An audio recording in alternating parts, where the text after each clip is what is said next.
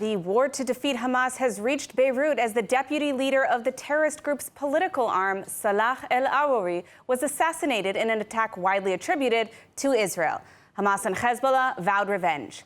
Meanwhile, the army has not taken its eyes off the main strategic goal in Gaza, to capture or kill Hamas military leadership in Khan Yunis. More from ILTV's Steve Leibowitz. The message from Israel: we will find Hamas leaders and take them out wherever they are. The message made a loud bang in the Beirut suburb of Dahia with the assassination of Hamas deputy chief Salah Al Arouri. According to Lebanese reports, an Israeli drone flew into Al Arouri's apartment and exploded inside, killing him and 6 others. One U.S. official said it was most likely the first of many covert strikes Israel will carry out against Hamas officials or operatives abroad. Israel has not officially commented on the strike, but 2 senior U.S. officials reportedly told the New York Times that Israel was responsible. I think it should be clear. Israel has in the past, of course, dealt with terrorists when they're in foreign countries. And the truth is, I think you'll find that my Prime Minister, my Defense Minister, my Chief of Staff have all said in the past that terrorist commanders involved in killing Israeli civilians, anyone involved in the October 7th massacre, is a legitimate target. In November, Prime Minister Netanyahu said he had instructed the Mossad to act against the heads of Hamas wherever they are, in the wake of the Hamas October 7th assault on southern Israel. Defense Minister Gallant said that all Hamas leaders are living on borrowed time. The war on Hamas is worldwide. It must be clear that this was not an attack on the Lebanese state. It was not an attack even on Hezbollah, the terrorist organization.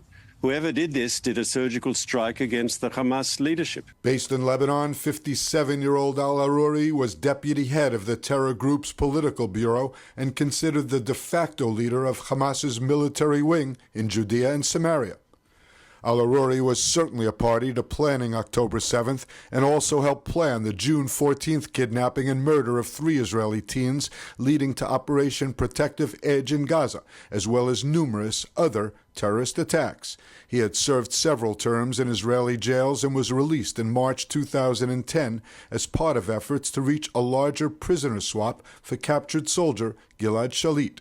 After spending time in Turkey and Syria, Al Arouri eventually moved to Beirut. From there, he manages Hamas's military operations in Judea and Samaria, including the financing of terror attacks.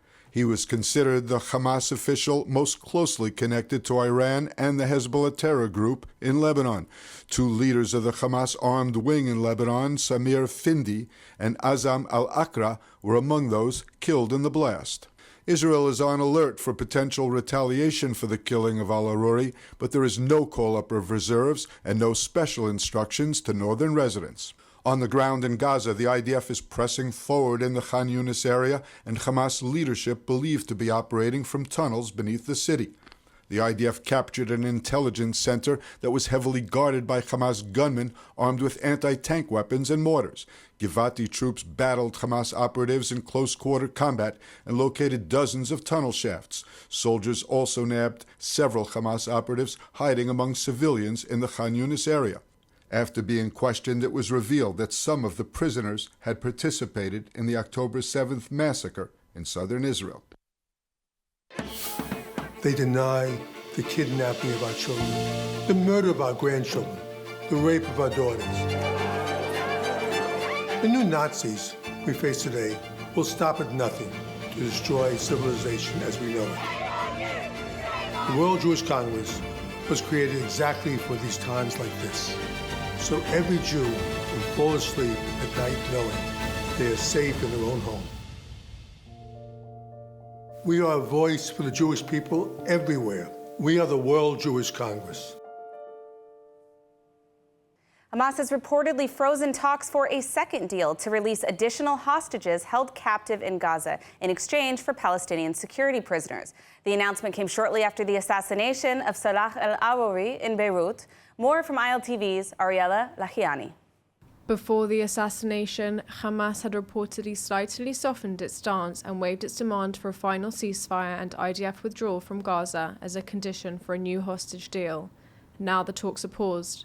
Reports in the Arab World News Agency before the assassination, citing sources in Hamas, indicated that the terrorists were now open to release 40 Israeli hostages in exchange for 120 security prisoners held by Israel. Hamas was reportedly demanding a one-day pause in fighting in exchange for each hostage released. Before the Beirut attack, Prime Minister Netanyahu met families of hostages and said that mediation efforts are ongoing. Netanyahu told them that Hamas had offered an ultimatum that Israel end the war and withdraw its forces from Gaza and agree to a permanent ceasefire, but had since softened its stance.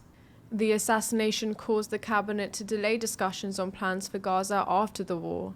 There is also a delay in the planned visit of US Secretary Antony Blinken, who now plans to arrive in Israel and the Middle East next week. Blinken is reportedly expecting answers from Israel on the state of the war in Gaza and about the potential end of fighting in the coming weeks and months. On the 4th anniversary of the assassination of IRGC leader Qasem Soleimani, mysterious blast took place near his grave in Iran, while a memorial ceremony for the slain terrorist was taking place. Iranian media reported that so far 73 were confirmed killed, another 50 injured, but it was not immediately clear who was responsible for the attacks. It's important to note that such memorials and state events supporting the regime are often attended by Iranians who are required to show support for the oppressive dictatorship under threat of imprisonment or worse. On this day in 2020, Soleimani was assassinated in a U.S. drone strike in Iraq, and a move the Islamic Republic has repeatedly claimed that they will carry out revenge for. The regime, however, has not succeeded in implementing any kind of major response and has instead continued investing the Iranian people's money in terror proxies like Hamas.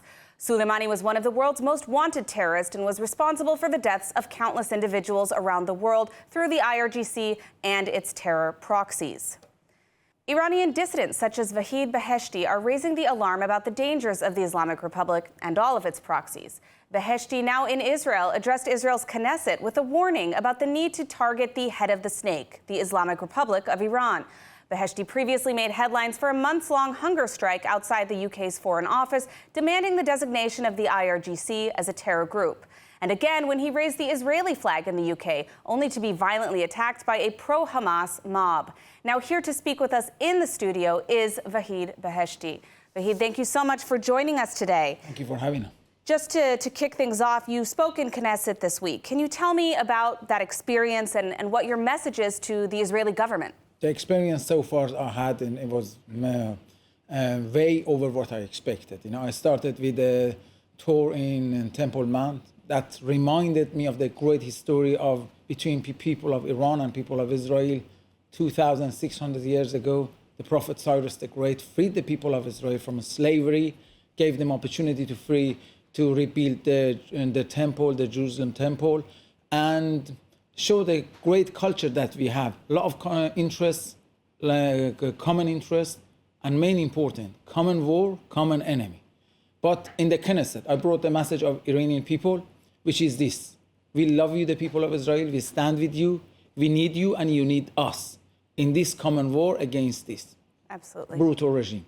But I said to them, for how long are we going to engage us? Not the snake, I call it the head of octopus because it's got different arms. How long are we going to engage ourselves with the arms of this octopus? If we want cure, constant and permanent cure, we need to identify the root of the problem, which is Iranian regime. It's very simple. Now for this, if we identify it, we have the great military of 80 million Iranians who are thirsty for freedom and democracy in Iran. Give them a little bit support, they do the job for us, for them and for the world inside of Iran. Don't be afraid to target IRGC side inside of Iran. That's what I said to the leaders of Israel. Don't be afraid to target nuclear sites of Iranian regime inside of Iran and the house of high officials. Iranian people embrace that and take that opportunity, and they finish the job for us and they hit the head of octopus inside of Iran. Obviously, one of the issues on the agenda for Israelis here on the ground is what is the possible solution to this issue in the Gaza Strip? You've spoken about the need to target the head of the octopus, as you put it. Did you propose any kind of solutions regarding Gaza specifically, or you're more focused on the general goal of the head of the octopus? No, that the head of octopus is the general goal if we need a cure, a permanent cure. But at the moment, we are going step by step. Of course, we have to eradicate Hamas and Hezbollah. We can't ignore Hezbollah from the other side. And look at the situation in Syria. Iranian regime turned Syria into the terror zone to distribute his terrorist forces and equipment military against Israel. So we have to clean the sides around the borders of Israel step by step. And if this time we are going to give the key of Gaza to someone, we have to have control on that. We cannot just look what happened in 2005. We hand over the key of Gaza to Palestinians, and they handed over to whom? Iranian regime, Hamas. And what they turn? Gaza with beautiful beaches, beautiful lands. They turn it to the terror zone against Israel. What they done with billions of dollars. Now, in London, you've had a lot of chaos, we'll say, with the self-declared pro-Palestinian protesters.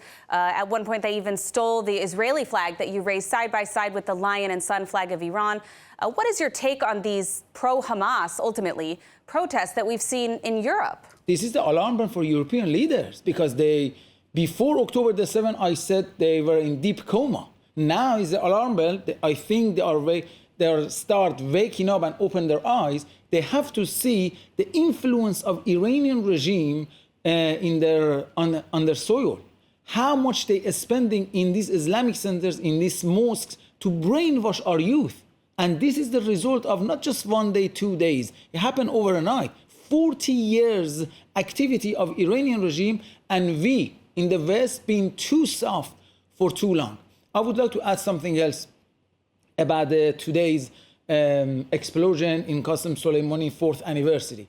I believe with the history of Iranian regime that I know this was inside job. Israel's operation is always targeted. Well, unfortunately, we are out of time, but, that's a very similar thing as we've seen from Hamas, of course, in the Gaza Strip, same tactics. Exactly. So thank you so much for joining us and for speaking with us today and for all the activism that you do both for the people of Iran and for the people of Israel. Thank you. Thank you. Experience the power of truth with ILTV News. If you're looking for quality content and captivating visuals, join our news community and become an integral part of our team as we embark on a mission to unveil the real Israel, dismantling the web of lies and misinformation that surround reporting on Israel. By subscribing to ILTV News, you will not only have access to the latest updates, but you will also amplify our message, creating a ripple effect that carries the truth far and wide. Subscribe today and help reshape the narrative, available on the web, Android, and Apple. Well, after South Africa submitted a complaint to the International Court of Justice accusing Israel of committing genocide, Israel has announced they will be responding. ILTV's Ariella Lahiani has the latest. South Africa's complaint to the International Court of Justice filed last week accuses Israel of committing genocide against Palestinians in Gaza in violation of the UN's 1948 Convention on the Prevention and Punishment of Genocide. In response to the unsubstantiated claims, Israeli government spokesman Eylon Levy stated Israel will appear at the International Court of Justice to defend itself against what he called blood libel. While Israel has previously been the target of similar attempts to abuse legal bodies for political purposes, Israel's announcement that they will respond to the accusations is a change of course due to the fact both South Africa and Israel are signatories of the Genocide Convention. Critics of South Africa have also rightly pointed out that under the definition of genocide, it is not Israel which has demonstrated genocidal intent or action, but Hamas, in their own charter and the actions of October 7th, in which 70% of the casualties were civilians. South Africa also expressed solidarity with Hamas on October 8th and has called for a ceasefire as well as an agreement that Israel will not take any further military action in Gaza. History will judge South Africa for abetting the modern heirs of the Nazis. We assure South Africa's leaders, history will judge you. The hearing is currently scheduled to take place on January 11th and 12th. You would think that a country which experienced the horrors of apartheid like South Africa would be a little bit more knowledgeable about what genocide is. Sadly, South Africa under the ANC has become a failed state, obsessively condemning Israel while aiding and abetting some of the world's most horrific dictators and human rights abusers, including Venezuela, Cuba, Russia, and Iran. This is despite the fact that regimes like that in Iran are actively practicing gender apartheid.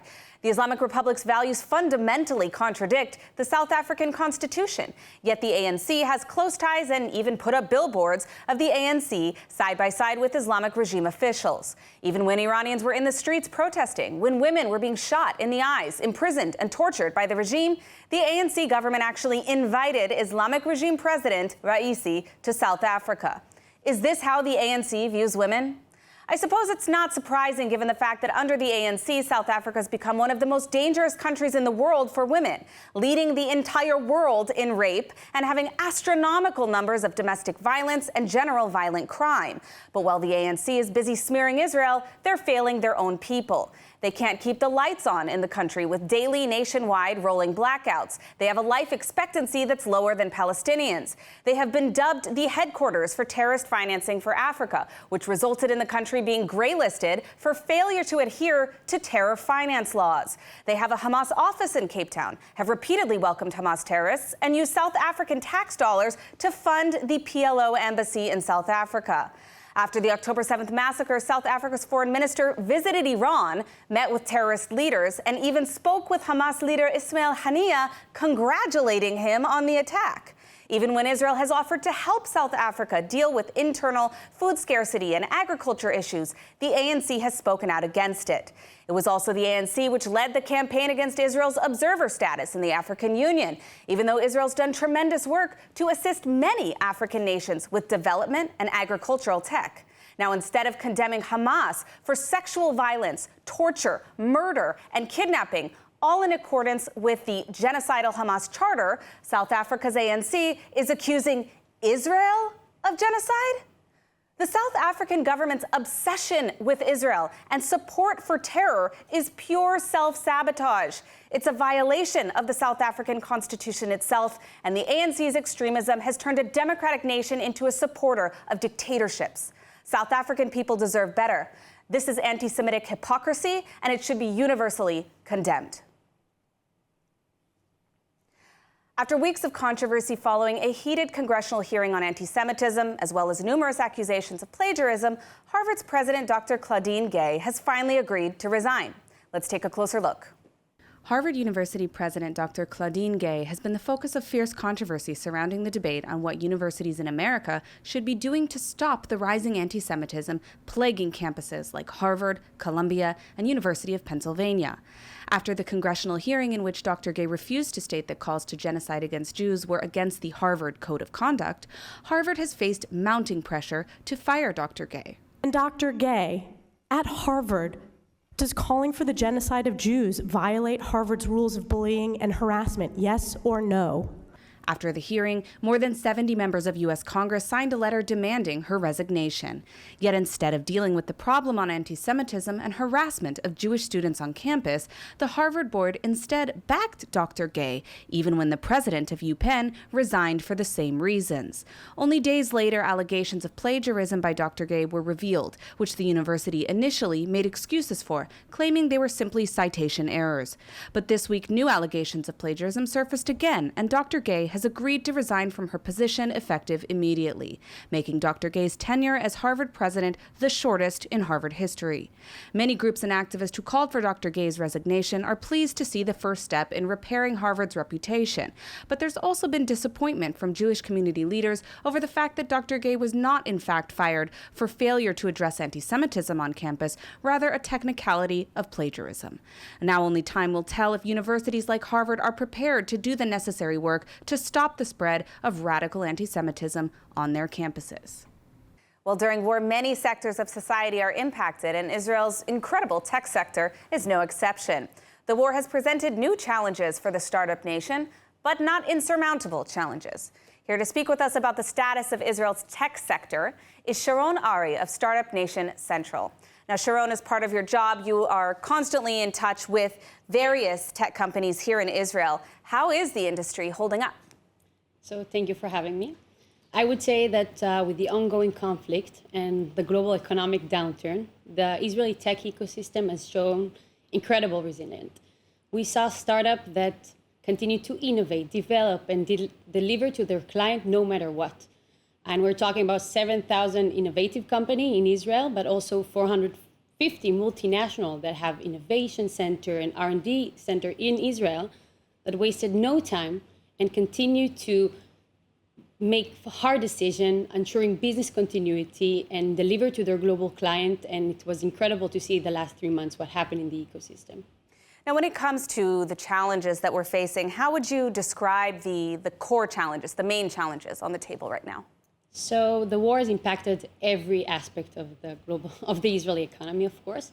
The first one is workforce, with an estimate of 50% listed to active duty right now, me among them. I was 2 months in the reserve duty. And the fact that you have so many people not in their places right now, so the workload on the other co-work, and of course supporting their families and their close ones during that time.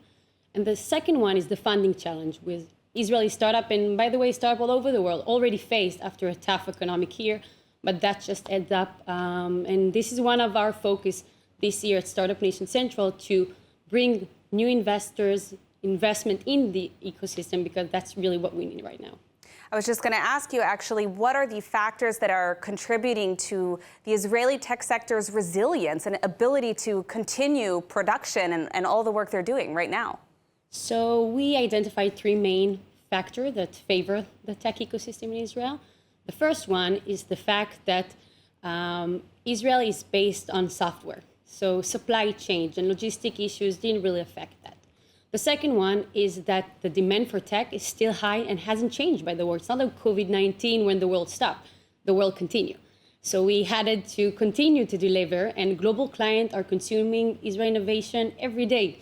I don't know if people are aware, but in their cell phone, their car, the laptop, there's innovation from Israel. So that's continuing no matter what.